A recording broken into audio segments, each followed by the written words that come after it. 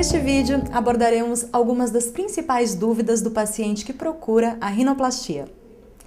Dr. Alan, é possível garantir um bom resultado em rinoplastia? Não. Qualquer tipo de promessa em relação a um resultado é antiética. O que podemos fazer é falar para o paciente, olha, vamos executar a melhor técnica possível, vamos deixar o centro cirúrgico somente quando a gente achar que não é possível melhorar mais aquele nariz que você obteve no final da cirurgia. Só que nenhum médico controla as reações do corpo após a cirurgia. Então, dessa forma, não é possível você garantir nenhum resultado em nenhum tipo de cirurgia em cirurgia plástica. E qual é a maior dificuldade enfrentada pelo cirurgião nessa cirurgia? Então, isso tem uma conexão com a primeira pergunta. Então, a falta de controle sobre esse tecido de cicatrização é uma enorme dificuldade. Agora, existe uma outra grande dificuldade que é em relação à ansiedade que os pacientes demonstram em relação a perceber logo o resultado final. Então, enfim, elas fazem a cirurgia e querem que haja um resultado imediato, mas na verdade existe um inchaço no nariz que demora 1 ano para que seja atingido o resultado final. Então, muitas vezes é difícil manejar a paciente do ponto de vista psicológico para que ela fique tranquila e espere pacientemente esse tempo necessário para o desinchaço do nariz. Então, o que deve ser feito para aumentar as chances de sucesso na cirurgia? Aumentar as chances de sucesso depende da boa escolha do cirurgião, então preferencialmente escolher um especialista na área.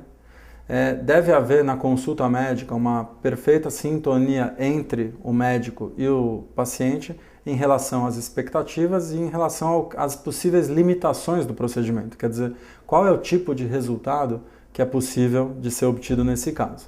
Além disso, acredito que o uso da filosofia estruturada pela via aberta aumente as chances de um resultado satisfatório por tudo que discutimos anteriormente. Certo. E a Sociedade Brasileira de Cirurgia Plástica recomenda cautela na utilização de programas computadorizados de simulação em rinoplastia. Qual a sua opinião sobre estes programas? Estes programas devem ser usados de uma forma muito ética. O paciente deve sempre ser informado que o programa nada mais é do que uma forma de ilustrar como a cirurgia é feita e, de certa forma, ilustrar quais são os objetivos da cirurgia.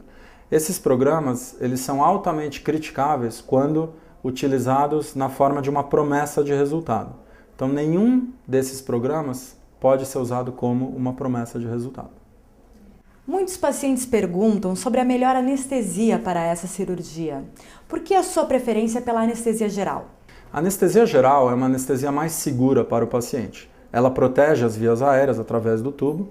Dessa forma, qualquer tipo de sangramento que possa ir em direção às vias aéreas, ele é bloqueado pelo tubo, protegendo o pulmão da aspiração de sangue. Além disso, é uma anestesia que propicia mais controle, né, de forma que o paciente não irá se mexer durante a cirurgia, né, que é uma coisa que pode atrapalhar o cirurgião. Como existe anestesia geral, a paciente vai estar totalmente inconsciente, então não será uma experiência tão traumática a ela. Existem pacientes submetidos à anestesia local e sedação que às vezes acordam um pouco durante a cirurgia e têm lembranças do momento da cirurgia. Além disso, atualmente, os medicamentos que utilizamos para anestesia geral, eles possuem uma metabolização imediata por parte do fígado. Então, quando desliga-se os aparelhos, o fígado elimina os medicamentos, então mesmo com anestesia geral, os pacientes acordam após alguns minutos como se nada tivesse acontecido, podendo até receber alta no mesmo dia. Dessa forma, as vantagens da anestesia geral são muito mais significativas do que as desvantagens. E quando a cirurgia não dá certo, por que é tão difícil consertar o nariz? Primeiro, pelo estado psicológico em que o paciente nos procura, né? Você recebe uma paciente que está traumatizada, enfim, que depositou muitas expectativas numa primeira cirurgia, né? Então aumenta muito a responsabilidade do cirurgião em relação a isso. A outra coisa é que tecnicamente é muito mais difícil executar a cirurgia porque você vai mexer numa anatomia que está distorcida ou mesmo ausente devido aos outros procedimentos. E muitas vezes você nem tem ideia do que foi realizado na cirurgia anteriormente. Então, e além disso, devemos lembrar, o nariz está no centro do rosto, então não tem como esconder. Então são vários fatores, além daquele fator do tecido de cicatrização, que você não tem controle sobre o que acontece depois da cirurgia, são vários fatores que vão complicando a vida do cirurgião. Na rinoplastia aberta, existe algum segredo para que a cicatriz na columela fique imperceptível? Sim. A qualidade da cicatriz na columela, quando usada a abordagem aberta, ela é totalmente técnica dependente. Então, essa parte da cirurgia precisa ser realizada dentro de rígidos preceitos técnicos, inclusive tanto a abertura quanto o fechamento. Quando isso é feito corretamente, as chances de um resultado desfavorável em termos dessa cicatriz são praticamente nulas, sendo que menos de 1% dos pacientes reclama da aparência dessa cicatriz após um ano de cirurgia. A rinoplastia estruturada utiliza uma série de enxertos para fortalecer a estrutura do nariz. Pode haver algumas complicações com estes enxertos? Sem dúvida. Os enxertos podem sofrer infecção, podem sofrer algum grau de reabsorção e perda da sua força estrutural. Porém, essas complicações são extremamente raras, né? E as vantagens que o uso dos enxertos oferecem ao cirurgião através da filosofia estruturada são muito mais significativos do que os possíveis problemas que poderiam acontecer. Ou seja, é melhor executar uma filosofia estruturada, mesmo com esse pequeno risco de complicações, do que realizar uma filosofia redutora onde não se usa enxertos. Em rinoplastia estruturada, por que o nariz fica relativamente endurecido após a cirurgia? Isso muda com o tempo? Isso ocorre basicamente por dois motivos. Primeiro, a filosofia estruturada ela envolve um fortalecimento da estrutura do nariz com as vigas de sustentação para evitar que haja distorção pós-operatória pelo tecido de cicatrização. Então, esse fortalecimento estrutural, por si só, já causa um certo endurecimento. Além disso, existe um inchaço pós-operatório, que é normal. Então, esse endurecimento normalmente é devido a esses dois fatores. Após esse endurecimento, ele costuma melhorar após algum tempo, né, com a reabsorção do inchaço e uma discreta perda de força estrutural desses enxertos. Então, é muito comum que, após cerca de 3 a 4 anos, o nariz tenha uma consistência muito similar a um nariz não operado.